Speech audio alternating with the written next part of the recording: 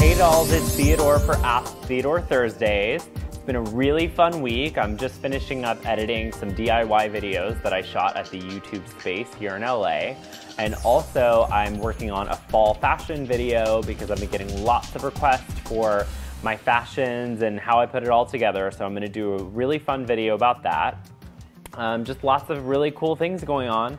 Drinking a few pumpkin spice lattes, hence my sweater for today. Pumpkin spice latte, love those.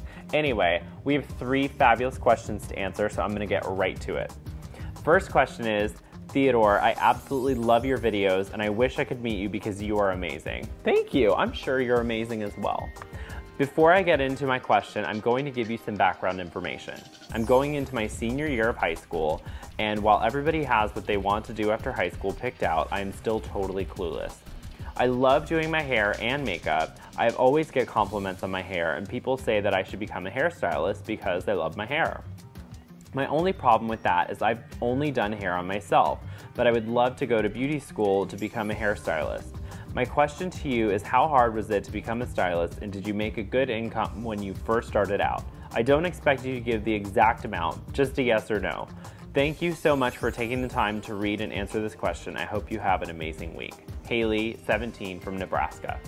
All right, Haley, here's the story. When I started hair school, I did not even know how to do a ponytail. I had never done anyone else's hair. I, just like you, really loved my hair, and I really loved working with people, and I figured it would be a good fit. And 10 years later, it worked out. But when I first started, after I got out of school, I started making minimum wage plus tips.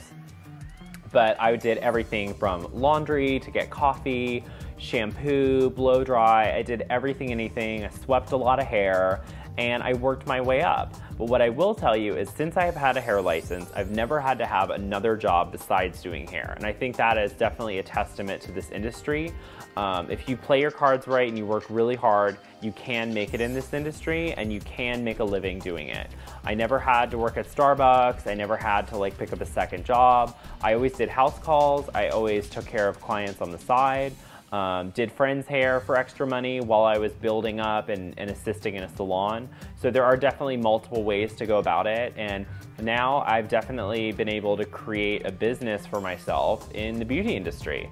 And it's taken many different shapes and forms over the years, but it's been really fun and really rewarding. So I would absolutely recommend that you check out beauty school as an option, because I just absolutely loved it, and it has given me a lot of opportunities that I just do not see myself having without it. So cheers to you, and let's keep in touch. All right, my next question is, hey Theodore, I'm 14 and starting sophomore year. I have curly hair and I think it is terrible. Okay. I have thick, curly, short hair, full of volume. Everyone at my school has straight, long hair. I love my curls, but they never work for me. I'm going to let my hair grow out, but what kind of cut should I get? Here's a pic of my hair. So here's your picture. I think your hair is actually cute, sweetie. It's not as bad as you think. But if you want to grow it out, what I would recommend to do is definitely keep face framing layers. So layers around your face, and the bottom, you need to make sure it doesn't get too heavy or weighty, because when your hair grows and it's curly, generally what happens is you end up with an A.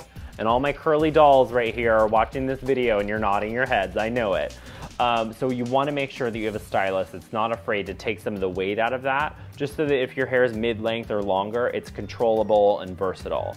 So your tip is to, if you're going to grow it, do face framing layers and make sure that you take lots of weight out of the edges so that it doesn't get too big this way.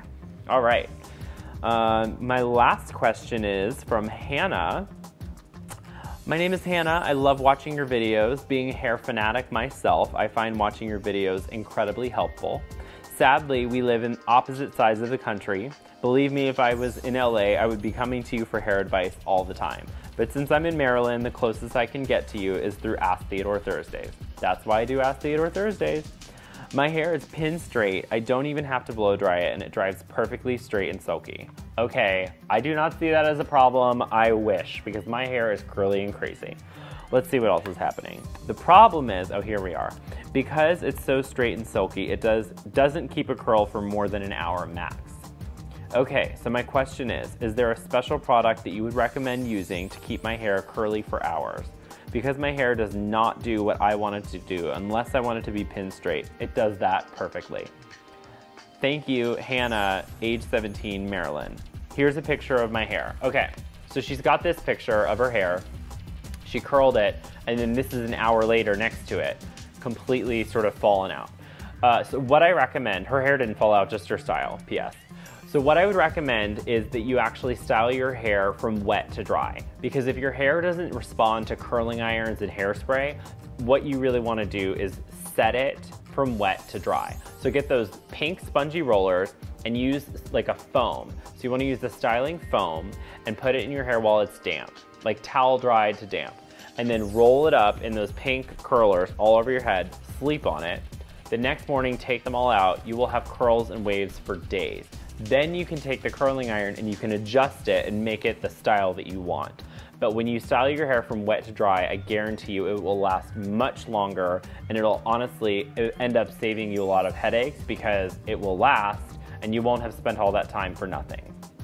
All right, that's been Ask Theodore Thursdays for this week. Again, if you have any questions, please send them to ask@theodoreleaf.com. Home, decorating, hair, whatever. I'm here. I want to answer all your questions.